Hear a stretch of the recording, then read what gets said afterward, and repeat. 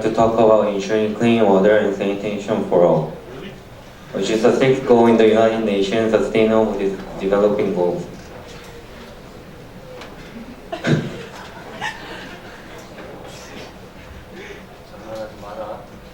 Consider for a moment that over 70% of our body is comprised of water.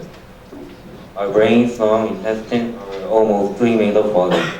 Blood, which is also water, helps us regulate our body temperature, transport nutrients all over your body.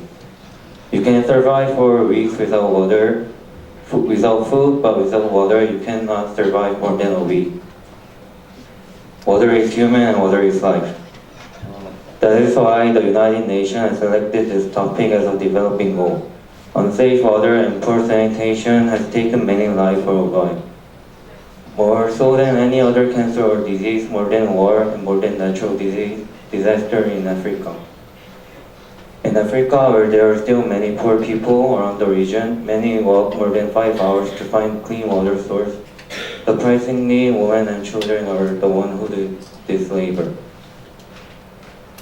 The United Nations announced that their major goals for this situation are: first, achieve universal and equitable access to safe and affordable drinking water for all.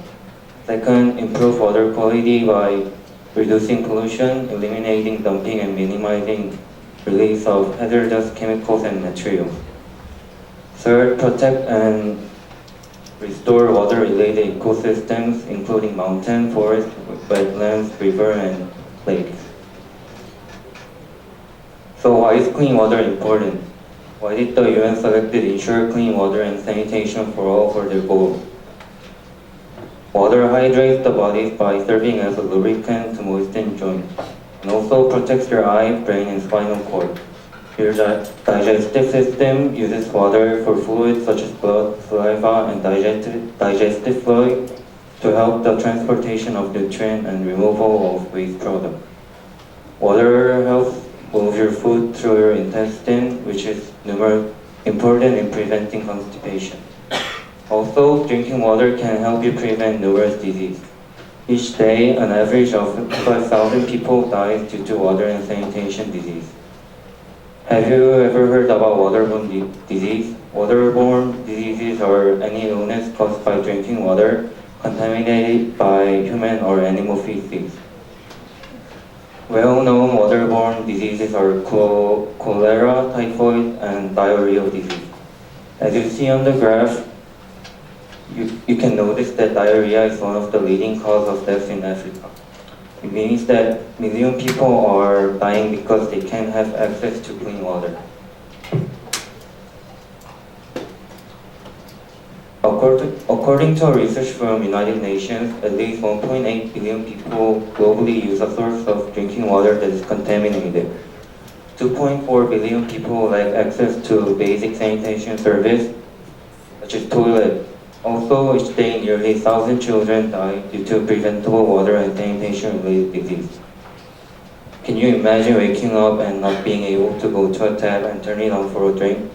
You don't have a toilet and you can't take a shower. This is a life for millions of people around the world. They do not have the basic infrastructure to deliver water to their home.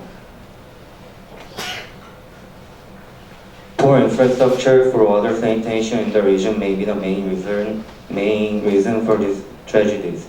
But there is another part of the problem, which is pollution. Water bodies are increasingly polluted by human waste, industrial waste, and by animal waste. People in Africa would have a low chance of finding water bodies, but because that scarce water is being polluted, their chance of finding water would be even lower. India, Bangladesh, and Pakistan rated the top 3 countries with most unsafe water.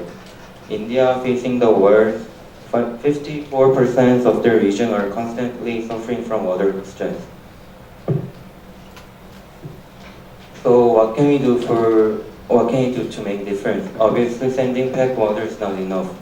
We need to think long term. We should help these developing nations create their own infrastructure and reduce polluting the environment. For example, building wells to save their time for water. It will allow them to use their time more efficiently, such as education or productive labor. Also, reducing pollution would increase their life expectancy. So now I plead you to all my peers, and when you grow up, try your best to develop a technology that cleans wastewater so that we can overcome this worldwide crisis. The United States has seen this world crisis and has chosen to take action. Ted Poe, a congressman of the United States, says it is unacceptable that in year 2015, women are still forced to walk miles to fetch water. Many times, this water is from polluted river, infected with waste, parasites, and other insects. Water is crucial to almost every type of development. I agree with this statement and I believe that all students need to address this issue. In conclusion, we need to help people in third world more easily access clean water and sanitation. By helping them build their infrastructure and reduce pollution, we can clean their drinking water. Thank you for listening.